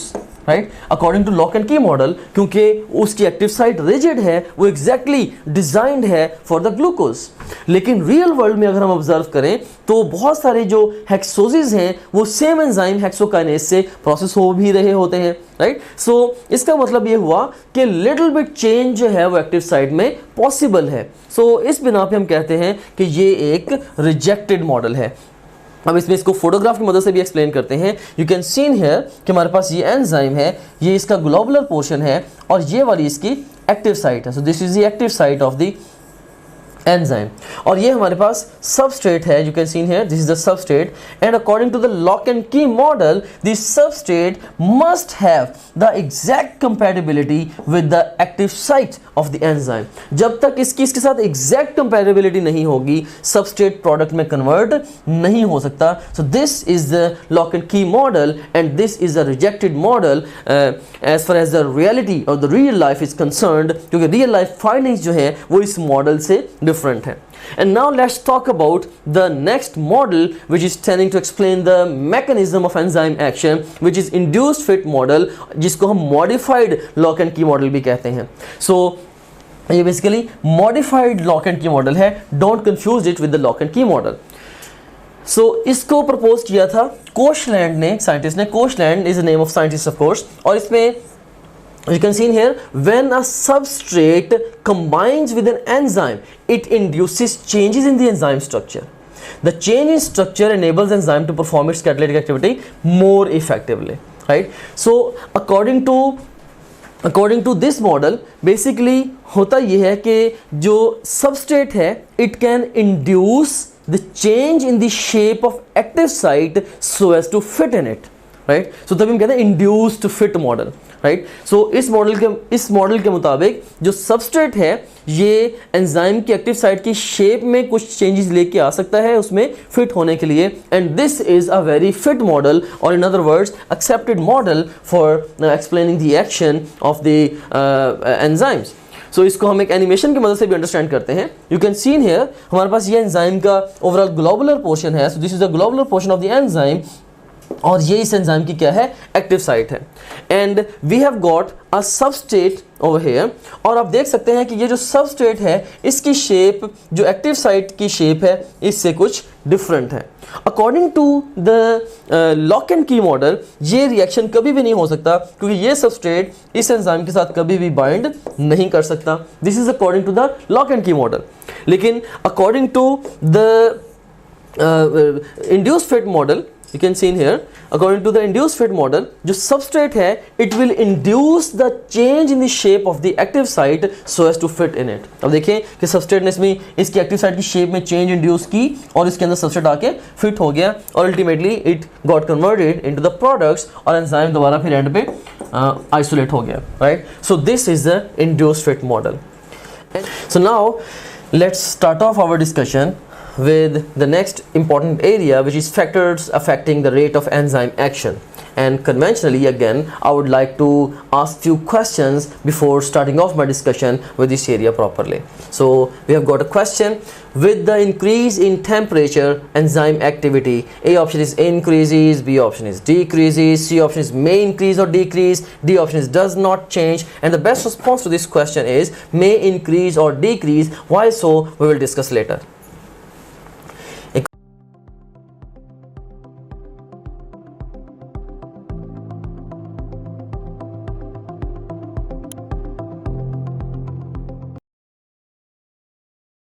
और क्वेश्चन है extreme change in pH cause A option is ionisation of enzyme, B option is ionisation of substrate, C option is denaturation of enzyme and D option is freezing of enzyme. तो यहाँ पे हमारा जो best response होगा that would be denaturation of enzyme, क्योंकि ये extreme change है। अगर ये माइनर चेंज होता तो मे बी ये एंजाइम या सबस्ट्रेट के आयोनाइजेशन को चेंज करता, लेकिन इस स्टेटमेंट के लिए जो बेस्ट रिस्पॉन्स है दैट वुड बी चार्ली। एक और क्वेश्चन है all enzymes work best at basic pH except A option is chymotrypsin, B option is catalase, C option is pancreatic lipase and D option is salivary amylase, and the best response to this question is delta। एक और question है which of the following factor affects the enzyme activity by increasing collisions between enzyme and substrate molecules and providing activation energy। दो बातें कि कौन सा factor collisions को increase करेगा नंबर 1, और कौन सा फैक्टर वो एक्टिवेशन एनर्जी प्रोवाइड करेगा। दूसरी बात ये है कि एक्टिवेशन एनर्जी कौन सा फैक्टर प्रोवाइड करेगा। तो ऑफ कोर्स ये दोनों बातें जो हैं ये ट्रू हैं for the temperature. So best response to this question would be Charlie. Now let's construct a table regarding the factors affecting the enzyme activity. So let me orient you towards this table। इस table में extreme left column में हमारे पास variable है, second column में उस variable से related graph है और थर्ड कॉलम में बॉटम लाइन पॉइंट है। सो हमारे पास जो पहला वेरिएबल है दिस इज टेम्परेचर। अब टेम्परेचर का क्या इन्फ्लुएंस होता है या इफेक्ट होता है ऑन दी एंजाइम एक्टिविटी, हम इसको इस ग्राफ की मदद से अंडरस्टैंड करने की कोशिश करते हैं। एंड इससे पहले कि मैं इस ग्राफ को समझाऊं आपको, whenever you see the graph questions on the final exam, actually you start feeling anxious, right? Graph questions, they always bring anxiety on your part, and remember that graph questions are always easy questions. It's just that you have to approach the graph questions appropriately, and if you devise the appropriate approach to the graph questions, actually the information which is required to get to the answer right away, that is in the graph, right? So if you can interpret the graph, of course you can get to the answer, and you can interpret the graph very easily if you have devised an appropriate approach of towards the graph। So जब भी कभी आप real exam में graph को देखें तो उसमें आपने सबसे पहले किस चीज़ पर फोकस करना है, focus on the axis of the graph. For example अब ये हमारे पास एक्स एक्सिस जो है इसमें रिस्पेक्टिव वेरिएबल है, मे बी एक्स एक्सिस पे इस ग्राफ में ये टेम्परेचर है, और उसके बाद फिर जो वाई एक्सिस है, अब वाई एक्सिस में जो रेट ऑफ रिएक्शन है, ऑफ कोर्स जो रेट ऑफ रिएक्शन होगा this is depictive of the enzyme activity, means higher the rate of reaction, इसका मतलब है कि एंजाइम एक्टिविटी भी ज़्यादा है, and vice versa, right? So इसमें एक्स एक्सिस पे क्या आ गया, ओवरऑल टेम्परेचर, और वाई एक्सिस पे ये ओवरऑल रेट ऑफ रिएक्शन आ गया, राइट, या which is representing the enzyme activity actually. सो मैंने क्या बता रहा था आपको, मैं ग्राफ की अप्रोच बना रहा था। सबसे पहले आपने एक्सिस देखने हैं and then focus at the curve के ओवरऑल वेरिएबल जैसे चेंज होगा तो कर्व किस तरह से चेंज हो रही है, इससे आपको अल्टीमेटली आपकी जो रिक्वायर्ड इन्फॉर्मेशन है वो मिलेगी। तो इस पे हम इसी तरीके से फोकस करते हैं। यू सीन है कि जैसे जैसे जो टेम्परेचर है ये इंक्रीज हो रहा है, जो रेट ऑफ रिएक्शन है ये इंक्रीज हो रहा है, विच मीन्स के जो एंजाइम एक्टिविटी है वो भी इंक्रीज हो रही है, right. You are increasing the temperature, ultimately rate of reaction भी इंक्रीज हो रहा है। अ पॉइंट विल कम जहाँ पे जो रेट ऑफ रिएक्शन है मैक्सिमम हो जाएगा, या एक ऐसा टेम्परेचर आएगा जहाँ पे रेट ऑफ रिएक्शन मैक्सिमम हो जाएगा, और इसको हम बोलते हैं कि ये जो पॉइंट है दिस इज ऑप्टिमम टेम्परेचर। ये जो पॉइंट है this is the optimum temperature.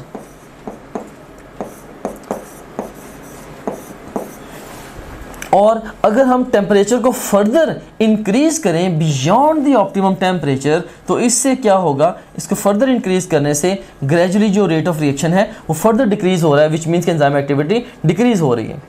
असल में होता क्या है, बेसिकली देखें कि ऑप्टिमम टेम्परेचर पे तो हमें समझ में आता है चलें एंजाइम बेस्ट वर्क कर रहा है। जब हम ऑप्टिमम टेम्परेचर से ओवरऑल टेम्परेचर को कम करेंगे तो क्या होगा, जो काइनेटिक एनर्जी मॉलिक्यूल्स की है वो रिड्यूस होगी, जो कोलिजन्स हैं बिटवीन एंजाइम सबस्ट्रेट वो कम होंगे, इसलिए रेट ऑफ रिएक्शन कम होगा। और ultimately at extremely low temperatures जो एंजाइम्स हैं वो क्रिस्टलाइज भी हो सकते हैं, राइट। एंजाइम्स क्रिस्टलाइज भी हो सकते हैं। सो क्रिस्टलाइज्ड फॉर्म में एंजाइम एक्टिव तो नहीं होंगे, हाँ ये डीनेचर भी अभी नहीं हुए। अगर इसको दोबारा ऑप्टिमम टेम्परेचर में मिल जाए तो ये अपनी दोबारा फिर जो एक्टिविटी है उसको रिप्लेनिश कर लेगा। और कन्वर्सली अगर आप ऑप्टिमम टेम्परेचर के बियॉन्ड टेम्परेचर को इंक्रीज करते हैं तो इससे क्या होगा, इससे ऑफ कोर्स हायर टेम्परेचर से enzymes they would start getting denatured, right. Enzyme की डीनेचरेशन स्टार्ट हो जाएगी। एट एक्सट्रीमली हाई टेम्परेचर जो एंजाइम है वो डीनेचर हो जाएगा, और अगर डीनेचरेशन से मुराद ये है कि उसके अमाइनो एसिड्स के दरमियान बॉन्ड्स ब्रेक हो जाएंगे, जिसका मतलब यह है कि enzyme would no more be able to catalyse the reaction, right. So इसीलिए जब भी ऑप्टिमम टेम्परेचर से इन ईदर डायरेक्शन हम अवे मूव करेंगे, ऑप्टिमम टेम्परेचर से कम या ज़्यादा टेम्परेचर होगा तो एंजाइम एक्टिविटी डिक्रीज होगी, राइट। और ऑप्टिमम टेम्परेचर वो टेम्परेचर है किसी भी एंजाइम का जहाँ पे एंजाइम एक्टिविटी मैक्सिमल है। फॉर एग्जांपल हमारी बॉडी के मोस्ट ऑफ द एंजाइम्स जो हैं they work best eight 37 degree centigrade. अगर हमारा टेम्परेचर 37 से डिक्रीज होना शुरू हो जाएगा, लाइक 36, 35, 34, हमारे एंजाइम्स की एक्टिविटी डिक्रीज होगी। सिमिलरली जब हमारा बॉडी टेम्परेचर इंक्रीज होगा 37 से 38, 39, 40, 41 और इवन 42, अगर बहुत हायर टेम्परेचर पे जाके एंजाइम्स इवन डीनेचर हो जाएंगे, ultimately it may cause death even, right. So बहरहाल टेम्परेचर से रिलेटेड अभी तक हमारी जो डिस्कशन है इसका बॉटम लाइन पॉइंट क्या है, the rate of reaction is inversely related to the change in the optimum temperature. So optimum temperature जब जैसे जैसे चेंज होगा ओवरऑल या ऑप्टिमम टेम्परेचर से हम अवे मूव करेंगे इन ईदर डायरेक्शन, जो रेट ऑफ रिएक्शन है वो अल्टीमेटली डिक्रीज होगा। And now let's talk about the pH, जो कि हमारा सेकंड वेरिएबल है। इसके लिए भी जो बेसिक आइडिया है वो सेम है। Let me draw graph over hair. You just imagine करें कि यहाँ पे 0 पीएच है, और जस्ट इमेजिन करें कि यहाँ पे 14 पीएच है। सो जो हमारा एक्स एक्सिस है this is basically the pH, और maybe this is the 7 pH. और उसके बाद फिर ये जो वाई एक्सिस है, अगेन वाई एक्सिस पे क्या है, रेट ऑफ द रिएक्शन है which is depictive of enzyme activity. So इसमें हम देख सकते हैं कि ये दो डिफरेंट एंजाइम्स के लिए कर्व्स ड्रॉन है। मे बी ये एंजाइम 1 है, और मे बी ये कुछ स्टमक का एंजाइम है, मे बी ये एंजाइम 2 है, और ये वाला जो एंजाइम है मे बी ये स्मॉल इंटेस्टाइन का एंजाइम है। तो इसमें आप देख सकते हैं कि ये वाला जो एंजाइम है this is working best, right, this is working best at grossly the 3 pH, right. So may be stomach का एंजाइम है 3 pH पे ये बेस्ट वर्क कर रहा है, मे बी ये पेप्सिन है, राइट। सो अगर 3 pH पे ये बेस्ट वर्क कर रहा है तो ये जो 3 है ये इसकी ऑप्टिमम pH है। अगर हम इससे वे ईदर डायरेक्शन में ऑपोजिट ऑप्टिमम pH से मूव करेंगे, ईदर डायरेक्शन में मूव करेंगे, इससे क्या होगा, सबस्ट्रेट एंड और एंजाइम राइट, दोनों की जो आयोनाइजेशन है वो चेंज होगी और इससे रेट ऑफ रिएक्शन डिक्रीज होगा। हाँ, ये है माइनर चेंजेस। अगर एक्सट्रीम चेंजेस आए पीएच के अंदर, अगर एक्सट्रीम लेवल की चेंजेस आए तो extreme level changes in the pH they would actually cause the denaturation of the enzyme which is the bond breakage of course. और इसके बरक्स आप देखें एंजाइम नंबर 2 जो है, एंजाइम 2, ये ग्रॉसली तकरीबन जो 9 pH है, 9 pH पे ये बेस्ट वर्क कर रहा है। सो 9 is the optimum pH for enzyme 2। Basically ये स्मॉल इंटेस्टाइन का एंजाइम है, मे बी ये पैंक्रियाटिक लाइपेज है, राइट, ये पैंक्रियाटिक अमाइलेज है, तो ये स्मॉल इंटेस्टाइन का एंजाइम है। सो अगर हम इसकी ऑप्टिमम पीएच से अवे मूव करेंगे इन द ईदर डायरेक्शन तो जो रेट ऑफ रिएक्शन है अगेन वो डिक्रीज होगा because of change in ionisation. और अगेन अगर हम इस ऑप्टिमम पीएच में यानी कि 9 से अगर हम एक्सट्रीम लेवल पे चेंजेस लेके आएंगे तो मे बी एंजाइम डीनेचर भी हो जाएगा। सो हमारा जो कंक्लूसिव पॉइंट है यहाँ पे वो क्या बना कि जो रिएक्शन रेट है this is inversely related to change in the optimum pH. अब यहाँ पे इससे पहले कि मैं नेक्स्ट वेरिएबल को डिस्कस करूँ, यहाँ पे मैं कुछ इंपॉर्टेंट जनरलाइजेशंस आपसे देना चाहता हूँ, लेकिन उन जनरलाइजेशन से भी पहले मैं आपसे क्वेश्चन पूछता हूँ, what do you think most of the enzymes of our body work best at? A option is highly alkaline pH, B option is slightly alkaline pH, C option is neutral pH, and D option is highly acidic pH, and E option is maybe highly and slightly acidic pH. And the best response to this question is, if you're thinking neutral, you're thinking on the wrong lines, because most of the enzymes of our body they work best at slightly alkaline pH.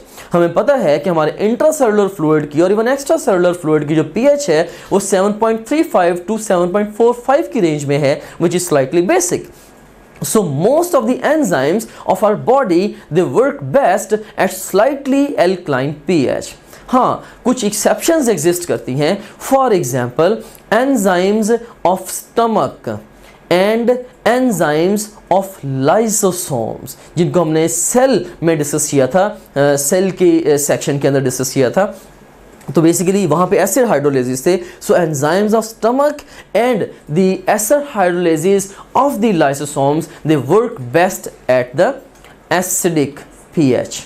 और इसी तरह से जो enzymes हैं हमारी small intestine के अंदर जो एंजाइम्स हैं they work best at the highly basic pH, right, and otherwise जो मोस्ट ऑफ द एंजाइम्स हैं हमारी बॉडी के they work best at slightly alkaline pH. Anyways, so ये जो जनरलाइजेशंस हैं, अगर आपको किसी एंजाइम की पीएच एग्जैक्टली याद नहीं है तो स्टिल ये जो जनरलाइजेशंस हैं ये आपको क्वेश्चन को अटेम्प्ट करने में हेल्प आउट कर सकती हैं। Now let's talk about the next variable. तो इसमें नेक्स्ट वेरिएबल को हम डिस्कस करते हैं। यू सीन हियर, अब हमारे पास वेरिएबल क्या है, कंसंट्रेशन ऑफ एंजाइम, और सबस्ट्रेट क्या है, सबस्ट्रेट अनलिमिटेड है, ठीक है। सो यानी कि हमें पता ये चला कि हमारे एक्स एक्सिस पे क्या है, एंजाइम की कंसंट्रेशन है, ये एंजाइम की एक्टिविटी नहीं है बल्कि एंजाइम की कंसंट्रेशन है। और वाई एक्सिस पे ऑफ कोर्स क्या है, यहाँ पे रेट ऑफ द रिएक्शन है which is depictive of enzyme activity. अब अगर सबस्ट्रेट अनलिमिटेड होगा तो सीधी सी बात है, अगर सबस्ट्रेट अनलिमिटेड है तो जितना ज़्यादा एंजाइम आप पुट करेंगे उतना ही रिएक्शन रेट इंक्रीज हो जाएगा। So this is very simple fact. So जैसे जैसे आप एंजाइम कंसंट्रेशन को इंक्रीज करते जाएंगे जो रेट ऑफ रिएक्शन है वो बढ़ता जाएगा। और क्यों बढ़ेगा, ऑफ कोर्स क्योंकि एंजाइम की जो एक्टिविटी है वो इंक्रीज हो रही है। So you can say that reaction rate is directly proportional to the enzyme concentration. This is very simple. And now let's talk about the next little bit confusing scenario, and you seen here, अब हमारे पास जो variable है this is concentration of enzyme, और यहाँ पे substrate क्या है, limited है। देखिए अब वेरिएबल अब भी concentration of enzyme ही है जैसे कि ऊपर वाले ग्राफ में था, लेकिन अब कंडीशन क्या लग गई, अब कंडीशन ये लगी कि सबस्ट्रेट लिमिटेड है क्योंकि पहले सबस्ट्रेट अनलिमिटेड था। हमने देखा अगर तो सबस्ट्रेट अनलिमिटेड था बस सीधी सी बात है रिएक्शन एंजाइम बढ़ाते जाए रिएक्शन रेट बढ़ता जाएगा, लेकिन अब सबस्ट्रेट लिमिटेड हो गया। लिमिटेड होने का मतलब ये है कि एक पॉइंट ऐसा आएगा जब सबस्ट्रेट अवेलेबल ही नहीं होगा एंजाइम को फॉर द रिएक्शन, और जब सबस्ट्रेट ही अवेलेबल नहीं होगा of course the reaction rate would go down. So you can seen here, यहाँ पे अगेन वाई एक्सिस के ऊपर रेट ऑफ रिएक्शन है। सो इनिशियली मे बी अगर आप जो एंजाइम कंसंट्रेशन है उसको बढ़ा रहे हैं तो रेट ऑफ रिएक्शन बढ़ रहा है। इसका यह मतलब हुआ कि इनिशियली जो सबस्ट्रेट कंसंट्रेशन थी वो ओवरऑल कह लें कि सबस्ट्रेट कंसंट्रेशन वो ओवरऑल प्लेंटी वो इतनी का अवेलेबल थी लिमिटेड होने के बावजूद कि वो एंजाइम से ज़्यादा ही थी। तो तभी जैसे जैसे हमने एंजाइम को बढ़ाया वैसे वैसे रेट ऑफ रिएक्शन बढ़ा। लेकिन एक पॉइंट ऐसा आया जब एंजाइम को मजीद सबस्ट्रेट अब अवेलेबल नहीं है या रिलेटिवली लेसर सबस्ट्रेट अवेलेबल है, तो वहाँ से अब क्या होगा, reaction rate would gradually start going down, right. So हम बचपन में एक नज़म पढ़ा करते थे और वो मैं पोइम यहाँ पे शेयर करना चाहूँगा आपके साथ इस कॉन्सेप्ट को मज़ीद क्लियरली समझाने के लिए। और वो ये थी कि एक मुन्ना एक और लड्डू दो, एक लड्डू मुन्ने ने खा लिया और बाद में एक मुन्ना और आ गया, अब मुन्ने दो और लड्डू एक, राइट। सो वही सूरत हाल यहाँ पे। अब देख सकते हैं कि पहले क्या था, पहले चले एंजाइम कम है, सबस्ट्रेट ज़्यादा है, सबस्ट्रेट जो ओवरऑल ऑफ कोर्स एंजाइम उसको कन्वर्ट कर रहा है ग्रेजुअली, जैसे जैसे हम एंजाइम बढ़ाते जा रहे हैं सबस्ट्रेट जो रिएक्शन रेट है वो बढ़ता जा रहा है। अल्टीमेटली एक स्टेज ऐसी आई है जब सबस्ट्रेट डिप्लीट होना शुरू हो गया। जब सबस्ट्रेट डिप्लीट होना शुरू हो गया तो ऑफ कोर्स अब उसके बियॉन्ड तो रिएक्शन रेट ने डिक्रीज ही होना है। सो अब इसका बॉटम लाइन पॉइंट जो डिस्कशन का है वो ये है कि reaction rate is directly proportional to enzyme concentration till the substrate starts getting depleted.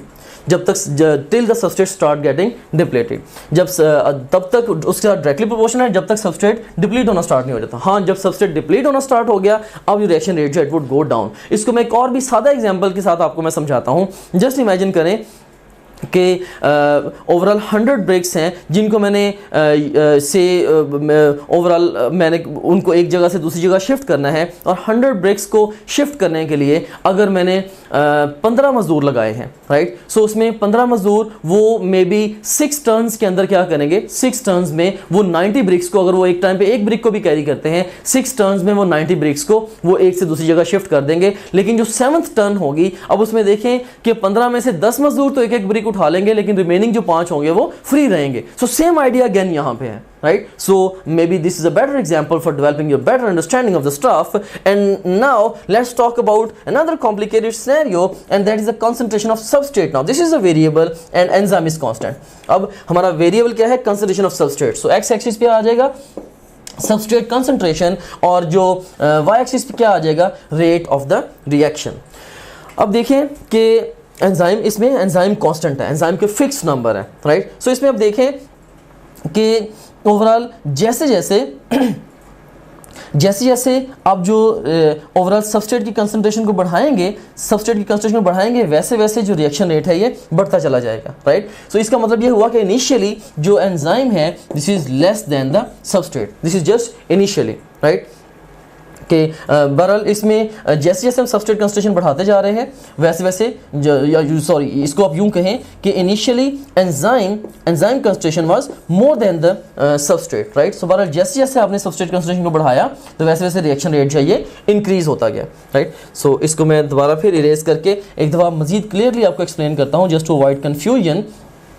So you seen here कि हमारे एक्स एक्सिस पे आया सबस्ट्रेट, वाई एक्सिस पे आया रेट ऑफ रिएक्शन। हमारे पास कंडीशन क्या है, कंसंट्रेशन ऑफ सबस्ट्रेट जो है ये वेरिएबल है और एंजाइम जो है वो कांस्टेंट है। तो इनिशियली आप देखें कि जो एंजाइम की कंसंट्रेशन है वो सबस्ट्रेट की कंसंट्रेशन से ज़्यादा है। तो जैसे जैसे हम सबस्ट्रेट कंसंट्रेशन बढ़ाएंगे रिएक्शन रेट इंक्रीज हो रहा है। एक पॉइंट ऐसा आया जब सारे के सारे एंजाइम्स कंटिन्यूसली बिजी हो गए in converting the reactants into the products, यानी कि सारी की सारी एक्टिव साइट्स जो हैं वो फिल हो गई। अब इस स्टेज पे क्या ख्याल है, रिएक्शन स्टॉप हो जाएगा या वो कंटिन्यू रहेगा? And the best response to this question is reaction will continue but at a constant pace. Reaction जो है वो at a constant pace continue रहेगा। वंस अगेन आप जस्ट इमेजिन करें कि 100 ब्रिक्स हैं, 100 ब्रिक्स को मैंने एक से दूसरी जगह शिफ्ट करने के लिए मे बी अगर एक मजदूर को लगाया है तो वो रिलेटिवली लोअर पेस पे वो उनको एक से दूसरी जगह शिफ्ट करेगा। और उसके बाद फिर अगर फ़र्ज़ करें कि मेरे पास मज़दूर 5 हैं तो भले मैं ब्रिक्स जैसे जैसे ब्रिक्स को बढ़ाता जाऊंगा, अगर मज़दूर 5 हैं तो 100 ब्रिक्स हों या 200 ब्रिक्स हों या 1 मिलियन ब्रिक्स हों, अगर मज़दूर 5 हैं तो वो एक टाइम पे अगर एक मज़दूर एक ब्रिक को कैरी करता है तो एक टाइम पे मैक्सिमम वो 5 ब्रिक्स ही को कैरी कर सकते हैं। सेम आइडिया यहाँ पे है कि सबस्ट्रेट मॉलिक्यूल्स की तादाद जितनी मर्जी हो, अगर एंजाइम मॉलिक्यूल्स की तादाद फिक्स है, तो जब हम सबस्ट्रेट लेवल्स को इंक्रीज करेंगे तो अल्टीमेटली कांस्टेंट पेस पे रिएक्शन चलता जाएगा, ये प्रोपोर्शनेटली सबस्ट्रेट की कंसंट्रेशन के साथ इंक्रीज नहीं करेगा. So bottom line point of my discussion is the reaction rate in this scenario, this is directly proportional to the substrate concentration till all the active sites of all the enzyme molecules they are filled, and once all the active sites are full, then the reaction will continue at a constant pace.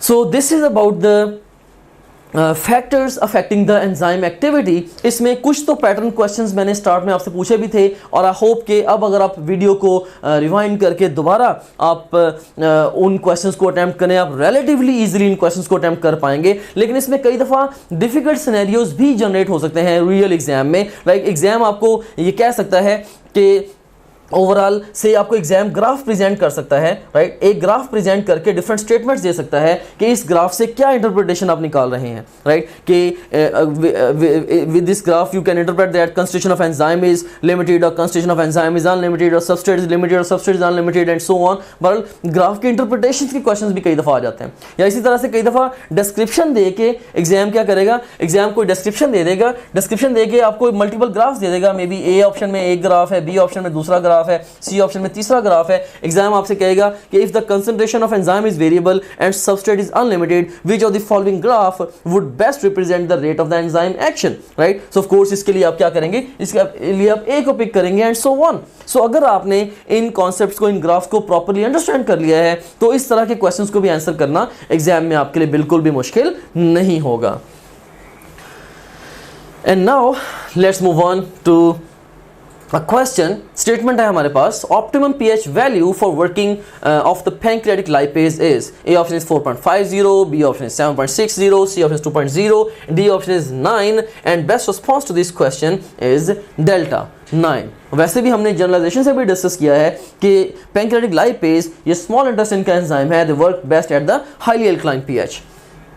और ये एक table है, ये very high yield table है. हर साल real exam में, MD cat के exam में एक आध क्वेश्चन इस टेबल से अपीयर होता है. So I want you to memorise the values given in this table, right. ये आपकी टेक्स्ट बुक ही का टेबल है. You can see here this table actually is summarising the optimum pH values for the few enzymes. तो इसमें left column में enzyme है और राइट कॉलम में उसके ऑप्टिमम पीएच है. जैसे कि आप देख सकते हैं कि पेप्सिन की जो पीएच है दैट इज 2.0, और सुक्रेज की 4.50, एंटेरोकाइनेज की 5.50, स्लाइवरेमाइलेज की 6.80, कैटालेज की 7.60, और कार्बोट्रेप्सिन की 7 to 8 की रेंज में है. पैंक्रियाटिक लाइपेज की 9 है और आर्जिनेज की 9.70 है. सो अगर एग्जाम आपसे ये क्वेश्चन पूछता है कि इनमें से कौन सा एंजाइम हाईली या मोस्ट अल्कलाइन पीएच पे बेस्ट वर्क करेगा, तो इसके लिए हाईएस्ट पीएच किस एंजाइम के ऑप्टिमम वर्किंग के लिए रिक्वायर्ड है, may be the answer would be arginase, right. So exam आपसे इस तरह से भी क्वेश्चन पूछ सकता है कि वो डिफरेंट अरेंजमेंट्स में, ऑप्शंस में इन एंजाइम्स को प्रेजेंट कर सकता है, और आपके ये पूछ सकता है कि कौन सी अरेंजमेंट में ऐसे या कौन से ऑप्शन में ऐसे एंजाइम्स हैं जो कि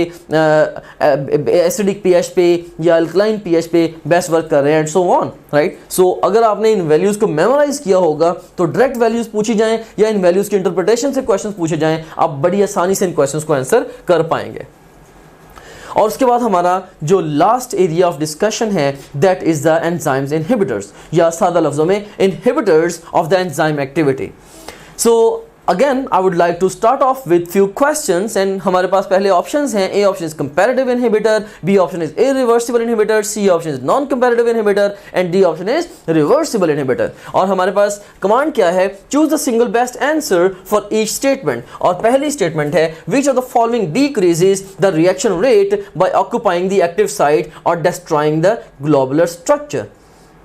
इसमें दो चीजें हैं, दो कंडीशंस हैं. विच of the following decreases the reaction rate by occupying the active site, एक कंडीशन, एंड और डिस्ट्रॉइंग द ग्लोबुलर स्ट्रक्चर, कि वो या तो एक्टिव साइट को ऑक्यूपाई करके एंजाइम को रिएक्शन रेट को डिक्रीज करे, या वो ग्लोबुलर स्ट्रक्चर को डिस्ट्रॉय करे जिससे एक्टिव साइट डिस्टर्ब हो और जिससे रिएक्शन रेट डिक्रीज हो.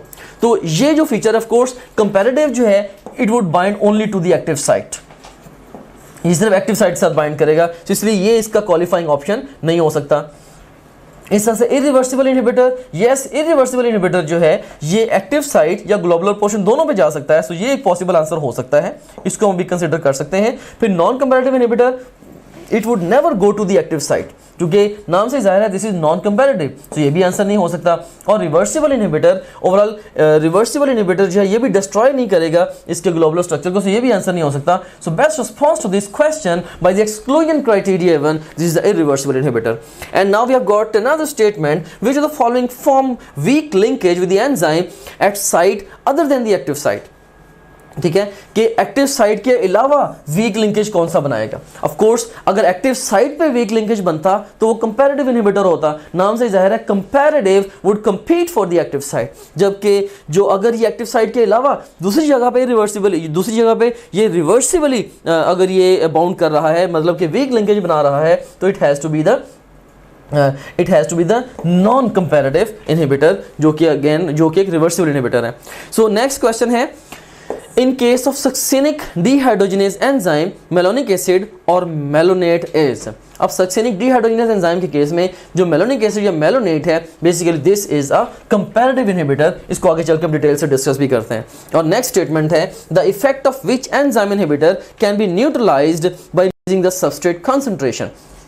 ऑफ कोर्स जब भी हम सबस्ट्रेट कंसंट्रेशन को इंक्रीज करके किसी एंजाइम इनहिबिटर के एक्शन को रिवर्स कर सकते हैं, तो इसको हम बोलते हैं दिस इज ऐसा इनहिबिटर जो होगा, this would be the of course reversible inhibitor. So delta would be the best response to this question.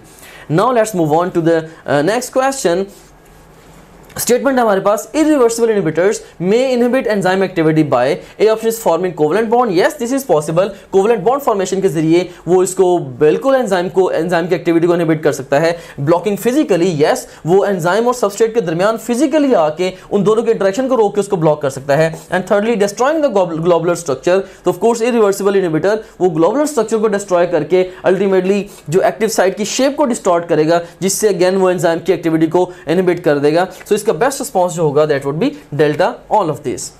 So now let's construct a flow sheet regarding the inhibitors. So this is a very simple flow sheet and it will enable you to answer all the pattern questions जो कि possibly आपको exam में पूछे जा सकते हैं। So very simple concepts over है।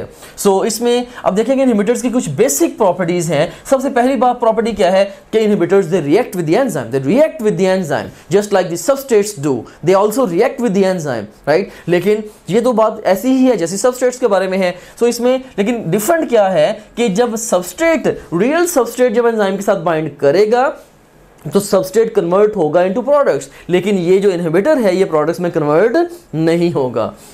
और उसके बाद फिर नेक्स्ट आप देखें कि अगर प्रोडक्ट्स में कन्वर्ट नहीं होगा तो फिर ये क्या करेगा, ultimately it would block the active site.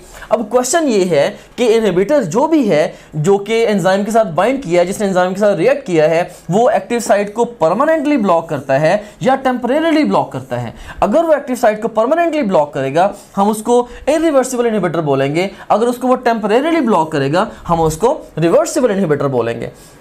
अब जो इरिवर्सिबल इनहिबिटर है ये कोवलेंटली बाउंड होगा टू द एंजाइम, या इसको ये भी कह सकते हैं कि ये फिजिकली ब्लॉक करेगा interaction between enzyme and the substrate. फर्ज करें कि अगर ये हमारे पास एंजाइम है और ये फर्ज करें कि इसकी एक्टिव साइट है और फर्ज करें कि ये हमारे पास सबस्ट्रेट है, तो मे बी ये फिजिकली ये जो इरिवर्सिबल इनहिबिटर है, इरिवर्सिबल इनहिबिटर ये फिजिकली आ जाएगा between the enzyme and the substrate. So this is the enzyme, this is the substrate, enzyme और सबस्ट्रेट के दरमियान फिजिकली आ जाएगा और उसकी एक्टिविटी को परमानेंटली ब्लॉक कर देगा। और नेक्स्ट अब देखें कि effect can not be neutralised by increasing the substrate concentration, कि जो बेसिकली इरिवर्सिबल इनहिबिटर्स का इफेक्ट है, हम सबस्ट्रेट कंसंट्रेशन जितनी मर्जी इंक्रीज कर दें इसके इफेक्ट हम काउंटरैक्ट नहीं कर सकते, तभी तो हम कहते हैं कि ये इरिवर्सिबल इनहिबिटर है, राइट। कन्वर्सली दूसरे एंड पे अगर आप देखें कि जो रिवर्सिबल इनहिबिटर है इसका वीक लिंकेज होगा विद द एंजाइम, जबकि हमने देखा था इरिवर्सिबल इनहिबिटर का स्ट्रॉन्ग लिंकेज था, जैसे कोवलेंट बॉन्ड बना हुआ था, वीक लिंकेज होगा। और इसके बाद फिर अगर हम सबस्ट्रेट की कंसंट्रेशन को इंक्रीज करें तो हम पार्शली या इवन समटाइम्स कंप्लीटली जो रिवर्सिबल इनहिबिटर है इसके इफेक्ट को न्यूट्रलाइज कर सकते हैं। सो बाय डेफिनेशन जो इरिवर्सिबल इनहिबिटर्स हैं ये वो इनहिबिटर्स हैं जिन इनहिबिटर्स के लिए अगर हम सबस्ट्रेट की कंसंट्रेशन इंक्रीज भी करें, क्योंकि बाइंडिंग ही स्ट्रांग है, हम सबस्ट्रेट कंसंट्रेशन इंक्रीज करके भी हम एंजाइम एक्टिविटी को रिप्लेनिश नहीं कर सकते। जबकि रिवर्सिबल इनहिबिटर के केस में अगर हम सबस्ट्रेट कंसंट्रेशन को बढ़ाएंगे, somehow it will help us to displace the inhibitor from the enzyme, ultimately enzyme की जो एक्टिविटी है वो रिप्लेनिश हो जाएगी। This is because the weak linkage is there. और उसके बाद फिर अगर आप देखें कि जो रिवर्सिबल इनहिबिटर है, further it's divided into two categories on the basis of whether it competes for the active site or not. If it does compete with the active site, हम इसको बोलेंगे this is comparative inhibitor। नाम से जाहिर है comparative will compete for the active site, and अगर comparative, अगर ये active site के लिए compete नहीं करेगा, हम इसको बोलेंगे this is non-comparative inhibitor। और नाम से ही जाहिर है कि non-comparative would never compete for the active site, right? सो इसमें अब हमने इस फ्लो शीट में डिफरेंट इनहिबिटर्स को स्टडी किया। जैसे हमने इरिवर्सिबल इनहिबिटर्स को देखा, रिवर्सिबल इनहिबिटर्स को देखा, और फिर रिवर्सिबल इनहिबिटर्स की हमने दो टाइप्स को देखा। एक उसमें है कंपैरेटिव और दूसरी है नॉन कंपैरेटिव। हम दोबारा फिर इसको क्विकली सम अप करते हैं। इनहिबिटर्स एंजाइम के साथ रिएक्ट करेंगे, प्रोडक्ट्स में कन्वर्ट नहीं होंगे और एंजाइम एक्टिविटी को ब्लॉक करेंगे। अगर परमानेंटली ब्लॉक किया तो इरिवर्सिबल इनहिबिटर। क्यों इरिवर्सिबल है? क्योंकि कोवलेंटली बाउंड है। और अगर वो टेम्परेरीली ब्लॉक करेंगे तो रिवर्सिबल इनहिबिटर। क्यों रिवर्सिबल इनहिबिटर है? क्योंकि वीक लिंकेज है। और रिवर्सिबल इनहिबिटर को फर्दर हमने दो कैटेगरीज में डिवाइड किया है on the basis of whether it competes for the active site और नॉट। अगर एक्टिव साइट के लिए कंपीट करेगा तो कंपैरेटिव है, अगर नहीं करेगा तो नॉन कंपैरेटिव है। इसमें अब देखें कि इससे हमें यह भी पता चलता है कि जो इरिवर्सिबल इनहिबिटर है ये एंजाइम के ग्लोबुलर पोर्शन पे जाके भी बाइंड कर सकता है और उसकी एक्टिव साइट पे भी बाइंड कर सकता है।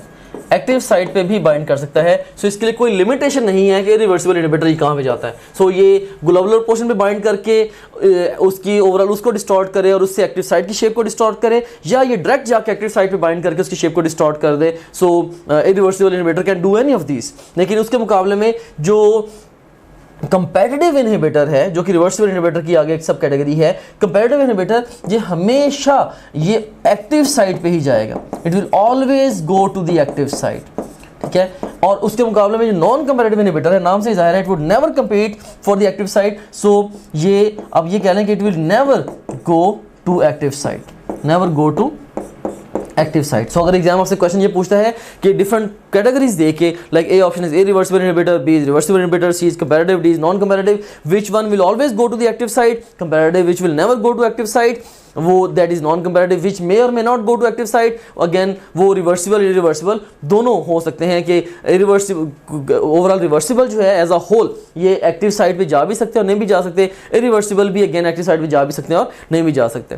या अगर आपसे ये पूछी जाए कि इनमें से कौन सा ऐसा है जो कि ग्लोबुलर पोर्शन एंड और एक्टिव साइट के साथ बाइंड कर सकता है, तो again answer would be irreversible inhibitor most probably, या इवन किसी खास सेंस में रिवर्सिबल इनहिबिटर भी आंसर हो सकता है। बहरहाल वो रेयर सिनेरियो है। स्ट्रेट वेज आपको ये जो क्लियर डेफिनेशन है रिवर्सिबल इनहिबिटर की, रिवर्सिबल इनहिबिटर की, कंपैरेटिव और नॉन कंपैरेटिव इनहिबिटर की, इनको क्लियरली माइंड में रखना है। You will be able to answer questions by using this flow sheet very easily on your final exam inshallah। and यहाँ पे आप देखें एक हमारे पास कंप्यूटराइज्ड फोटोग्राफ है, इस पे आप देख सकते हैं कि हमारे पास ये एक एंजाइम है सक्सिनिक डिहाइड्रोजिनेज। ये क्रेब्स साइकिल का एक एंजाइम है और इसका जो नेचुरल सबस्ट्रेट है वो सक्सिनिक एसिड है। नेचुरल सबस्ट्रेट इसका सक्सिनिक एसिड है। और अल्टीमेटली जब सक्सिनिक एसिड, सक्सिनेट या सक्सिनिक डिहाइड्रोजिनेज ये इसको इस सबस्ट्रेट को जब ये प्रोसेस करेगा तो इससे जो हमारे पास प्रोडक्ट आएगी that is the fumaric acid. ये तो है रिएक्शन जो रूटीनली चल रहा है, क्रेब्स साइकिल का ये एक रिएक्शन है। अब इसमें आप देखें कि एक कंपाउंड है, एक named as the malonic acid. अब मेलोनिक एसिड जो है ये बेसिकली आप कह लें कि कंपैरेटिव इनहिबिटर है ये इसका सक्सिनिक डिहाइड्रोजिनेज एंजाइम का। और ये कंपैरेटिव इनहिबिटर क्यों है? ऑफ कोर्स जो भी कंपैरेटिव इनहिबिटर होगा, जो भी सबस्ट्रेट के साथ कंपीट करेगा for binding to the active site, वो उसका स्ट्रक्चरल एनालॉग होगा। सो हम ये जनरली हम ये भी कह सकते हैं कि generally speaking the comparative inhibitors are actually the structural analogs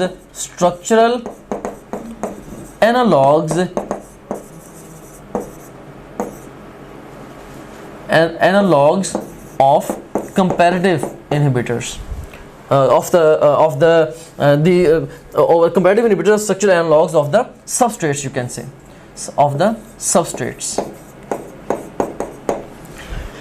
क्या तो इसमें अब देखें कि जैसे जो मेलोनिक एसिड है ये चूंकि ये इसका सक्सिनिक एसिड का स्ट्रक्चरल एनालॉग है, स्ट्रक्चरली उससे ये मिलता जुलता है, इसीलिए it can compete for the active site of the enzyme succinate dehydrogenase, right. और सो मेलोनिक एसिड इसका फिर क्या हुआ, ये कंपैरेटिव इनहिबिटर है. ऑफ कोर्स जब ये कंपैरेटिव इनहिबिटर आके बाइंड कर गया तो फिर एंजाइम जो है वो ब्लॉक हो जाएगा. हाँ, ये अलग बात है कि अगर हम सक्सिनिक एसिड की कंसंट्रेशन को रिमार्केबली इंक्रीज करेंगे तो चूंकि ये कंपैरेटिव इनहिबिटर रिवर्सिबल होता है, ये रिवर्सिबल इनहिबिटर की एक सब कैटेगरी है, तो इसीलिए एंजाइम या सबस्ट्रेट कंसंट्रेशन इंक्रीज करने से एंजाइम एक्टिविटी दोबारा रिप्लेनिश हो सकती है.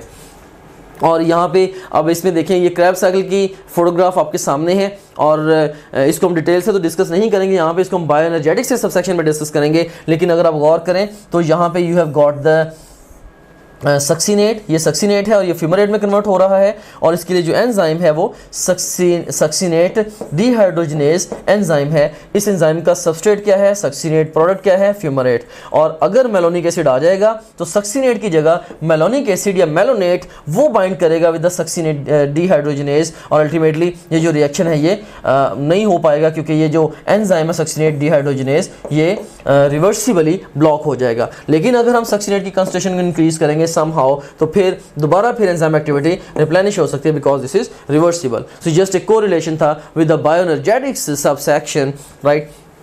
So that's all about the enzymes, my dear student. I hope that you enjoyed the process of learning with me and wish you very best of luck for your exam. Thank you very much.